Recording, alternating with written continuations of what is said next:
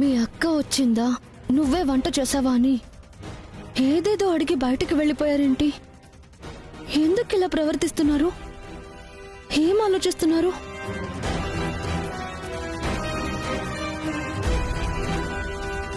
ఇంట్లో వాళ్ళు వద్దన్నా బయటికి ఎందుకు వెళ్లారు అసలు?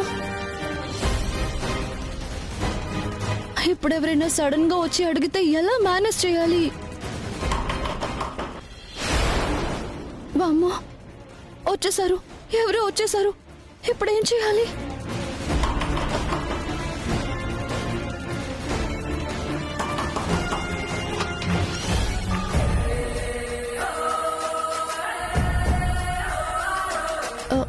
అక్క,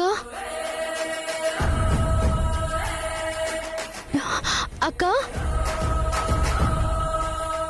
ఏంటక్క? పరాయి వాళ్ళ పడక గదిలోకి ఎవరైనా ఇలా దూసుకొస్తారా? ఏ మాత్రం గ్యాప్ ఇచ్చినా జనాలు మేనేజ్ చేసి తప్పించుకుంటున్నారు. అందుకే దూసుకుని రావాల్సి వస్తుంది.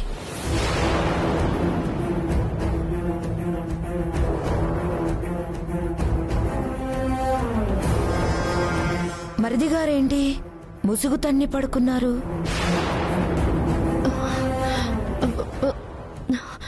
ఆయనకి తలనొప్పిగా ఉందంట. ఏ పడుకోకూడదా? ఏదో దాస్తున్నట్టు టెన్షన్ పడుతున్నావేంటి? టెన్షనా? నేనెందుకు టెన్షన్ పడతాను? ఆయనకి డిస్టర్బ్ అవుతుంది. నగలిచ్చే కార్యక్రమం ఉంది, కిందికి రమ్మంటున్నారు.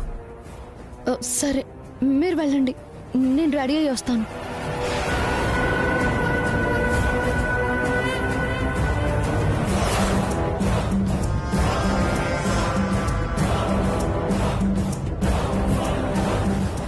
త్వరగా రా.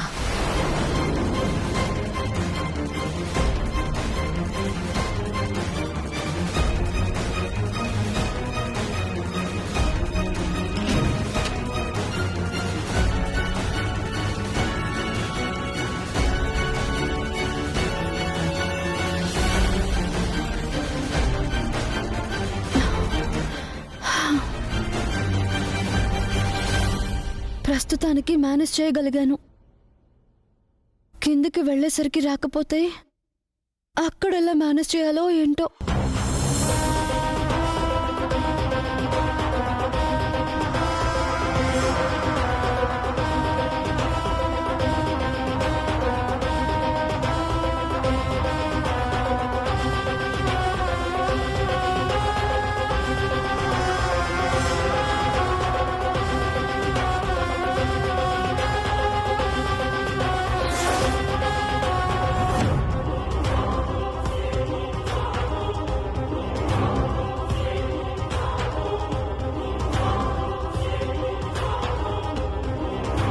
రామారా, ఒక్కదానివే వచ్చావు? నా మనవడేడి? పైన ఉన్నారు బామ్మగారు. పైనుండడం ఏంటమ్మా? వాడి కళ్ళ ముందు ఇదంతా జరగాలిగా. మళ్ళీ మూడేమైనా మారిందా? అదేం లేదత్తయ్య, నిద్రపోతున్నారు. ఎందుకు డిస్టర్బ్ చేయడమని లేపలేదు.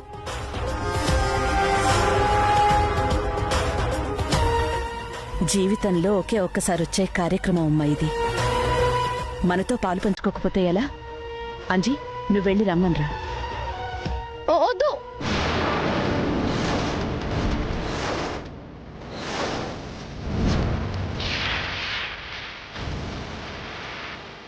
ఇంత టెన్షన్ పడుతుంది ఏంటిది? ఏమైందమ్మా? మరిది గారు ఇంట్లోనే లేరేమో.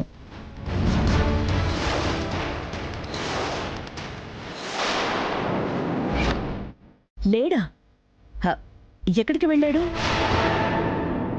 16 రోజుల పండుగ వరకు బయటకు వెళ్ళొద్దని చెప్పాను కదా. అయినా ఎందుకు వెళ్ళాడు? నువ్వైనా చెప్పాలి కదమ్మా. అత్తయ్య,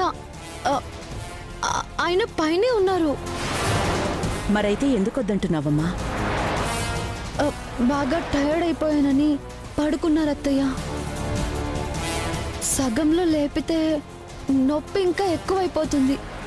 అందుకే వద్దంటున్నాను. నిజమే అమ్మా, అసలే తమ్ముడు అలసిపోయి ఉన్నాడు. పైగా ఈరోజంతా మూడ్ ఆఫ్లో ఉన్నాడు. కాసేపు డిస్టర్బ్ చేయకపోతే మంచిది.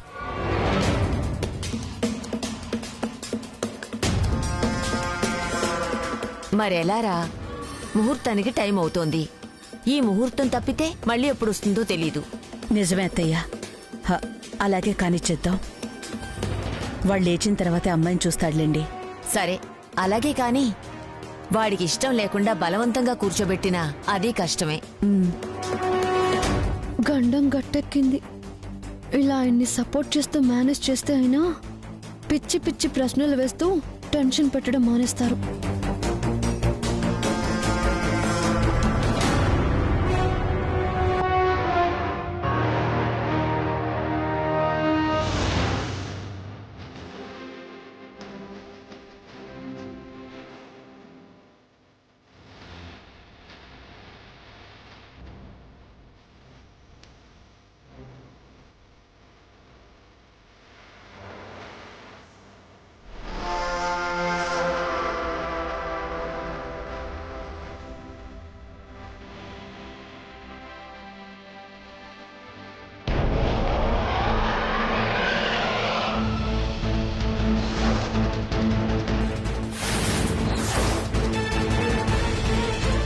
అమ్మనే, దేవాంశ్ బయటికెళ్తే ఇంట్లోనే ఉన్నాడని ఏం నాటకం ఆడేవే? ఎంత నాటకం ఆడింది చెప్తా నీ సంగతి.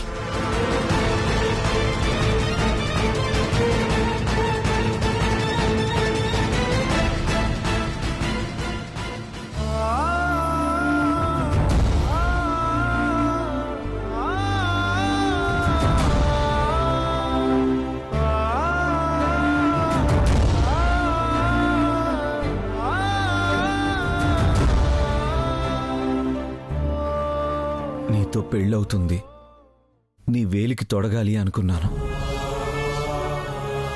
ఇప్పుడేం చేయాలి?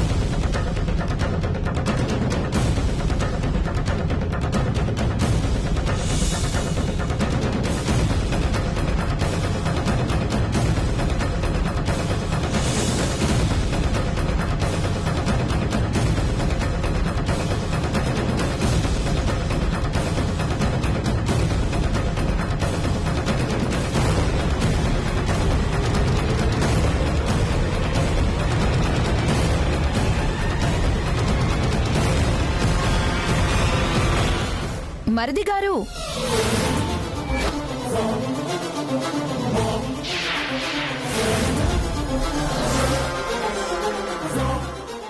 వచ్చాడా?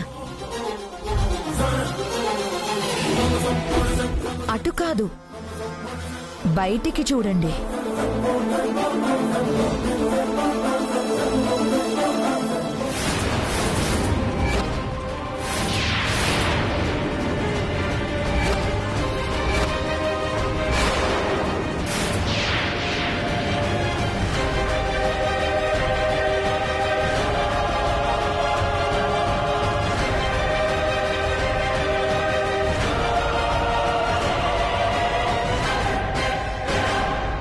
అటు కాదు మరిది గారు, ఇటు రండి.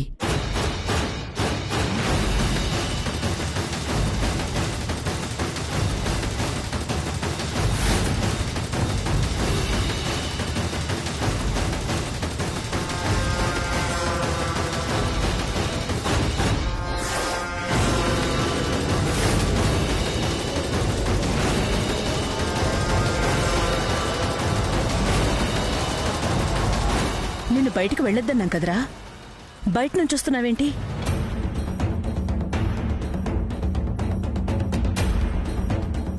అడుగుతోంది నిన్నేరా. గదిలోంచి బయటికి రావద్దని దగ్గరుండి లోపలికి పంపించా కదా. ఎప్పుడు వెళ్ళిపోయావు?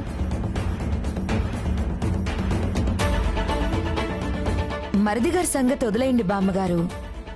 ముందు చిన్న కోడల సంగతి చూడండి.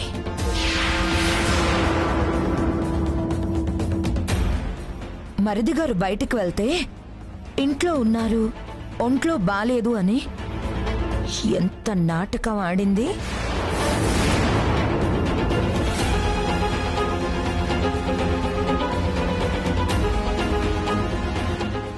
ఇలాంటి ఆడదాన్ని మీరు ఉత్తమురాలు, వంశాన్ని ఉద్ధరించడానికి వచ్చింది అని నెత్తినెక్కించుకుంటున్నారు.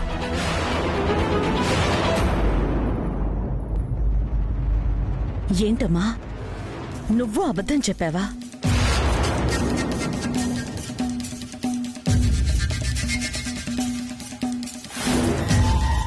ఇంత అడ్డంగా దొరికిపోయాక ఇంకా అబద్ధం ఆడావా అని అడుగుతారేంటత్తయ్యా? అసలు మొదటి నుంచి నాకు అనుమానంగానే ఉంది. మరిదిగారేమో ఎడమొహం పెడమొహంగా తిరుగుతున్నారు, ఈవిడిగారేమో ఏదో ఒకటి చెప్పి మేనేజ్ చేస్తుంది. నోరిప్పితే అబద్ధాలు. వీళ్ళ కాపురం మీదే నాకు ఫుల్ డౌట్గా ఉంది.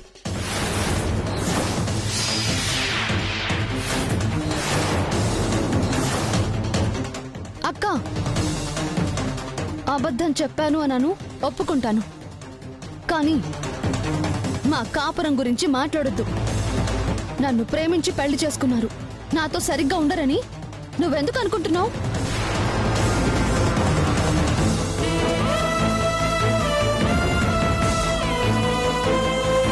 అవునత్తయ్య, నేను అబద్ధం చెప్పాను. కానీ ఎందుకు చెప్పానో తెలుసుకుని తప్పో ఒప్పో అప్పుడు నిర్ణయించండి.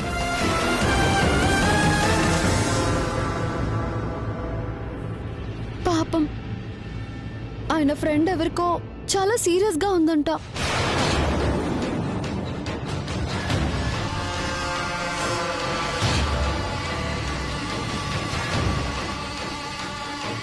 చూడ్డానికి వెళ్ళాలనుకుంటే మీరు వెళ్ళనివ్వడం లేదు.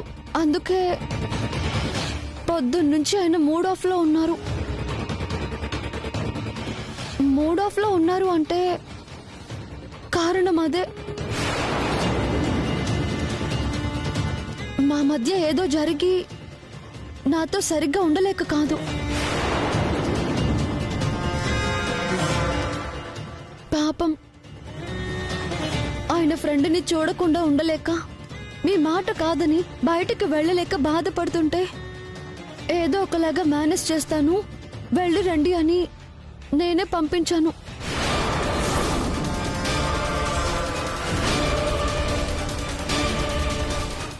భర్త బాధపడుతుంటే చూడలేకపోవడం తప్పే అయితే నేను చేసింది తప్పే. మీకు ఇష్టం వచ్చిన శిక్ష వేయండి, నేను భరిస్తాను.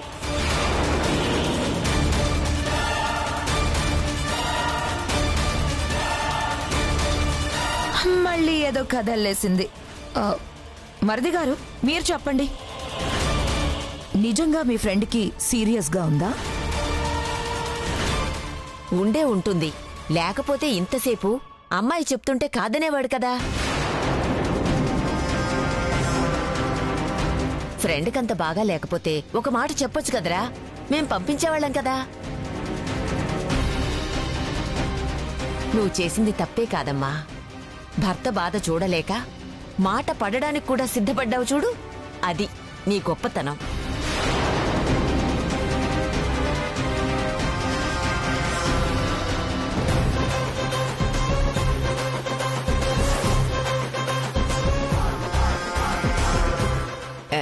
కాకపోతే మాతో ఒక్క మాట చెప్తే బావుండేది. మేమేం అర్థం చేసుకునే మనుషులం కాదు కదా. సరే సరే దేవా, అమ్మాయికి నీ చేత్తో నగలు అలంకరించు.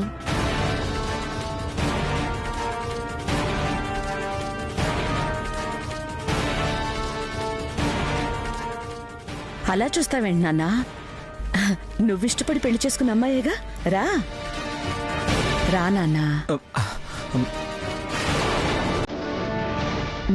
అలంకరించు, అలంకరించరా.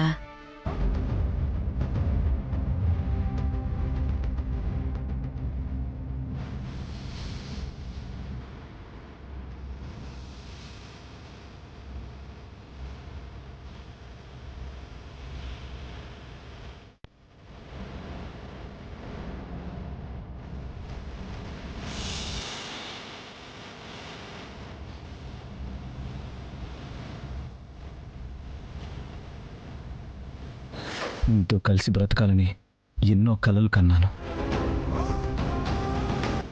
నువ్వు కూడా నాలాగే కలలు కనుంటావు కదా. మరి మధ్యలోనే ఎందుకు వదిలి వెళ్ళిపోయావు?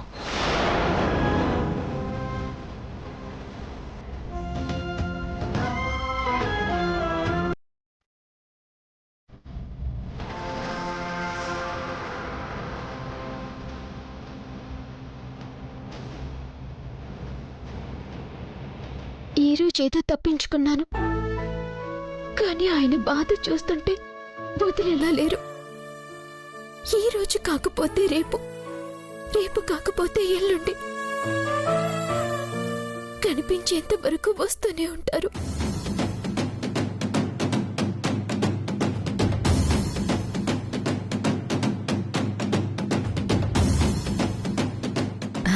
దేవాంశ్, ఏం ఆలోచిస్తున్నావు నాన్న? గాజులు తొడుగు. ప్రేమించాను, తల వంచుకొని తాళి కట్టించుకున్నాను. ఇప్పుడు తప్పించుకొని తిరుగుతున్నాను. ఎందుకింత పని చేశావని అడిగితే కనీసం ఆయన కళ్ళల్లోకి చూసి సమాధానం చెప్పే అర్హత కూడా నాకు లేదే. అంతకు మించి ఇంకేం చేయగలను? ఆయనకి దూరంగా ఉంటున్న దానికంటే ఆయన నా కోసం పడుతున్న బాధ చూస్తుంటే ప్రాణం పోతోంది. అయినా నా కర్మ కాకపోతే నేను ప్రేమించిన ఆయనతోనే నా చెల్లి పెళ్లి కుదరడం ఏంటి?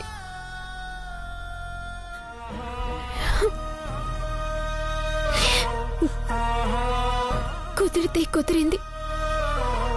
నా మెళ్ళ 3 ముళ్ళు పడి చెల్లి కాపురానికి వెళ్లేలా చేయడం ఏంటి?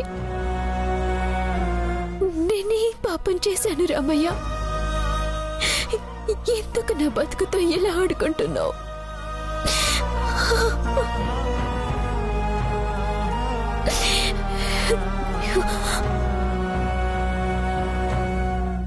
వైదేహి,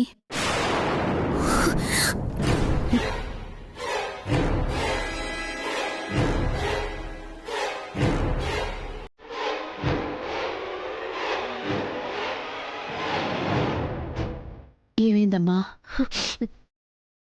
ఏం లేదమ్మా, బాగా తలనొప్పిగా ఉంది అంతే.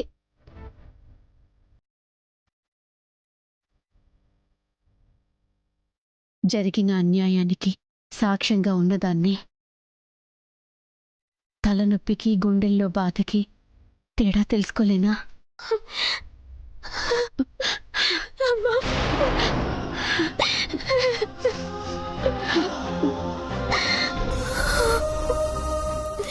నువ్వెంత బాధపడుతున్నావో తెలుసు, కానీ ఎలా ఓదార్చాలో, ఎలా ఈ సమస్యని పరిష్కరించాలో ఏమీ తెలియటం లేదమ్మా.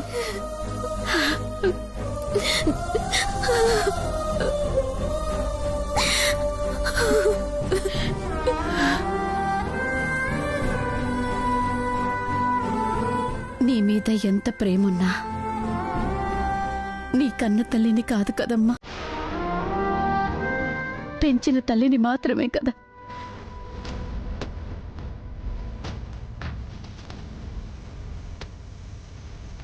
అందుకే నీ బాధ అర్థం అవుతున్నా కూడా న్యాయం చేయలేకపోతున్నానేమో.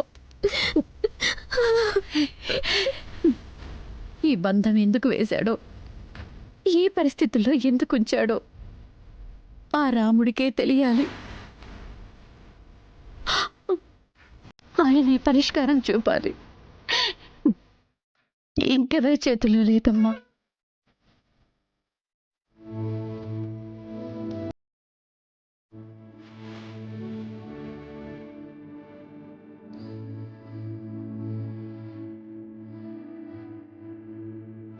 ఈ నిజం బయటపడితే మిగతా పరిణామాలు ఎలా ఉంటాయో తెలియదు కానీ మీ నాన్న మాత్రం మనకి దక్కరు.